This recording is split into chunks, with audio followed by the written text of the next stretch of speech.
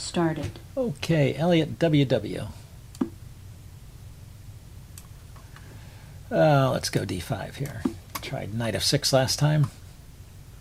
It seems I get a weird game no matter what I play against d4. Yeah, people don't like to play the old main lines. We'll see what Elliot has. Elliot is going for the London system. Okay, so I'm going to go for an early c5.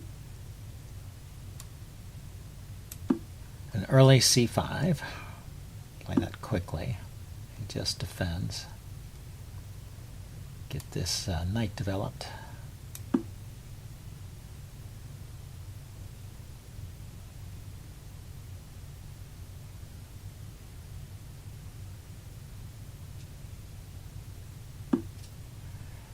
Okay.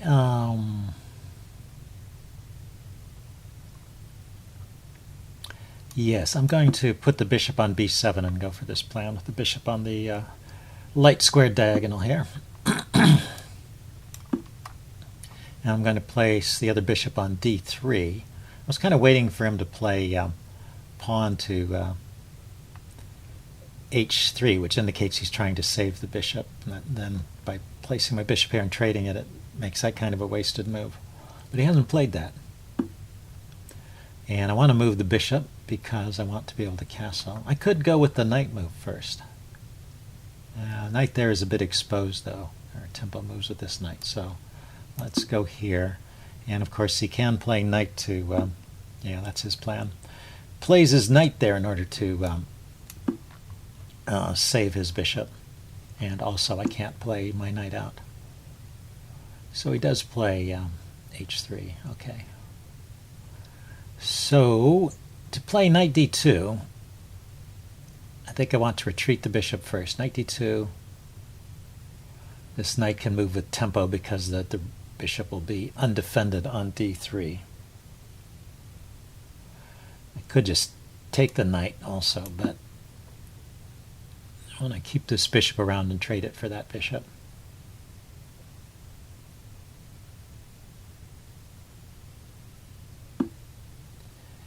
And so he wants to provoke a trade here. We'll see how he takes back. I guess he'll take back with the pawn, trying to preserve his bishop. And now I can go here. I've got two pieces attacking this pawn. How's he defending it? The knight. The knight to f3 could defend that pawn. Then I can play f6. At any time he can also kick my, or take off my knight. But I think f6 is a good move anyway. I want to undermine this pawn and this diagonal generally.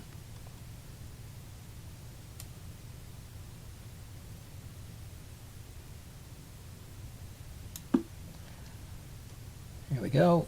So where is that bishop going?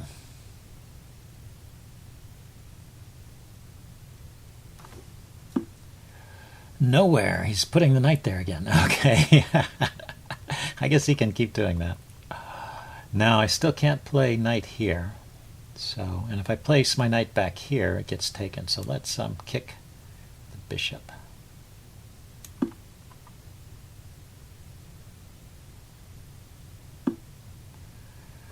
Okay, now I can place my knight here. He could have tried something else there. He could have tried coming into c6, I think. Knight c6 hits the queen. But I wouldn't have to trade. I think I could have moved the queen, and then he has to move the bishop, and then the knight's in trouble. So maybe it's okay what he did. Okay. Got rid of that guy. So let's think about this position. I have an open F file. My weak pawn is the e pawn, but he can't easily attack it. He can undermine, I guess, by pushing e4 and c4. Those are maybe his ideas here. I want to play d5 myself and open up this diagonal for the bishop. I could start by bringing my queen here, right? Nah, he's attacking the e pawn. I have to do something about that.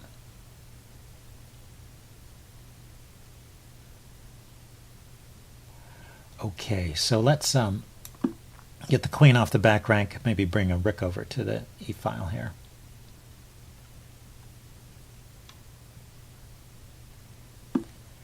And yeah, he's piling up on the e-pawn. Let's defend it.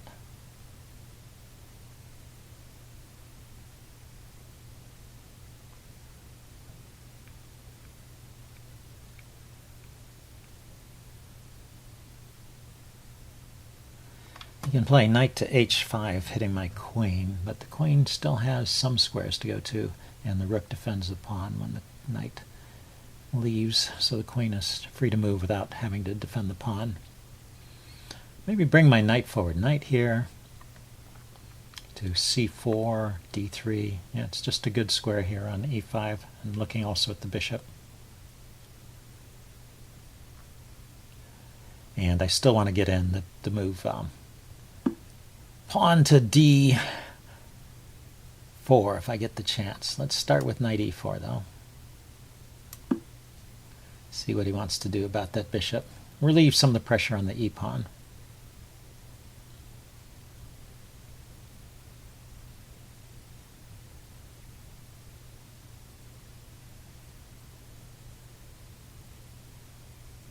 Things could be a bit crowded for white over here on the king side. His pieces may get awkwardly placed in a bit.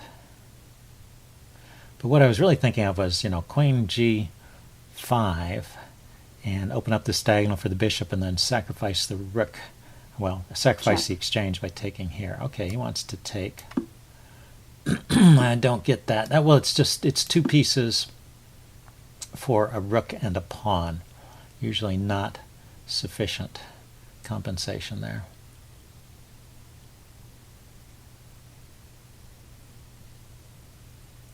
So now just queen g6 and d. Server announcement.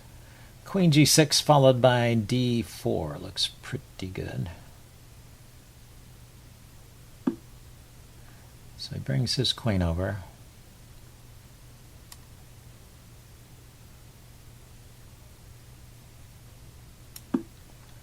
Looking at the light squares. I don't want the queen invading here and the knight's controlling these squares. I'm still looking at the g2 square here, so d4 at least will come with tempo.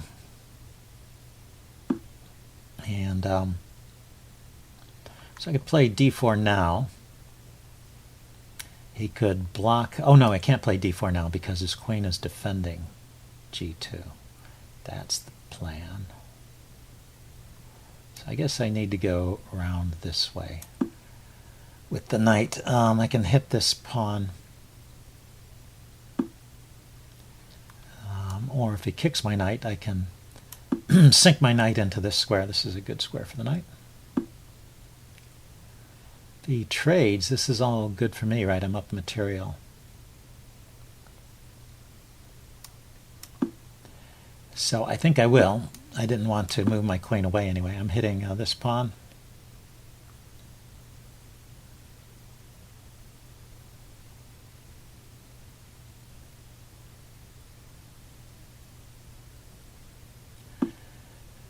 Yeah, so I think I want to take and create some isolated pawns over here. And now knight here attacks the pawn and the rook. He moves the rook to defend the pawn, so it's okay. Let's bring my rook into the picture. Get my rook and my king involved. It's the end game now. And okay, good. He's attacking this pawn, and I want to defend it. Oh, that's interesting. I'm just going to start bringing my king forward. If he takes, I'll take back with the knight. And now I'm hitting this pawn. Oh, that's clever, though. He's defending indirectly by, if I take, he's got this check, which which would pick up the bishop. So just don't move too hastily, and I should be fine. Now I'm threatening to win this pawn. And I should be able to win with my queenside pawn majority here. Use the king to use the king and the pawns to defend over here, and push the queenside pawns forward.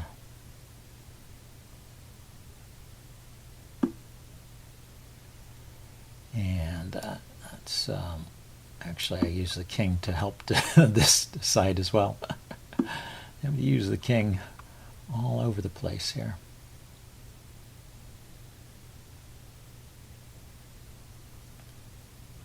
See, knight here to pick up the pawn he will take back. He'll attack the pawn I push forward. So he's going to take anywhere. Maybe there's a better square for the knight. Here to here, here to here. Yeah. Yeah, but he pins it there, huh? Okay, there.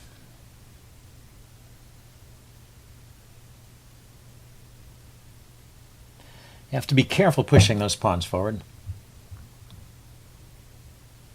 so that they don't get too far ahead of the pieces that are needed to support them, but they should be winning in the long run.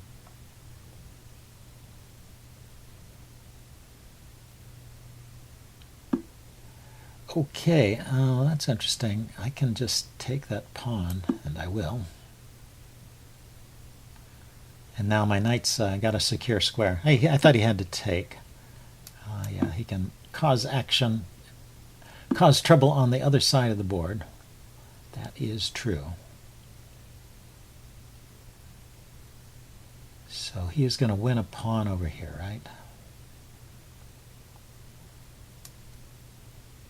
Yeah, I can't get back in time to defend this pawn. Oh, actually I can do this. Maybe this will, and then lift this pawn up. Maybe that will be enough to defend. Yeah, so he wants to come over and go after the pawns over here.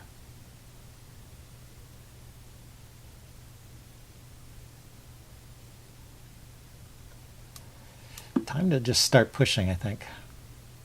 Well, you know, if he wants to spend some time taking this pawn, I will let him do that.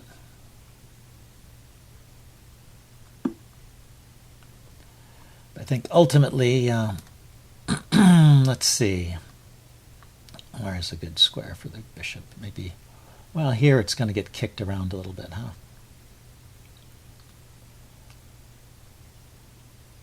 Back to here.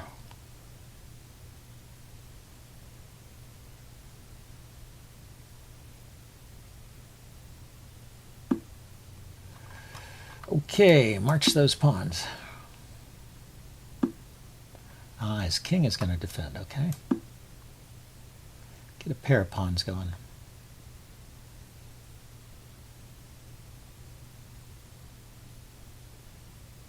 The bishop is defending the knight. The knight's defending this pawn and this g pawn. Queen's on a light-colored square, which is the same color as the bishop. Okay, he resigned there. Good. Hey, I think I could win that. He's just a little bit slower over here, and the knight and bishop are reasonably well coordinated. We can check that out in the postmortem. See you guys later. Bye.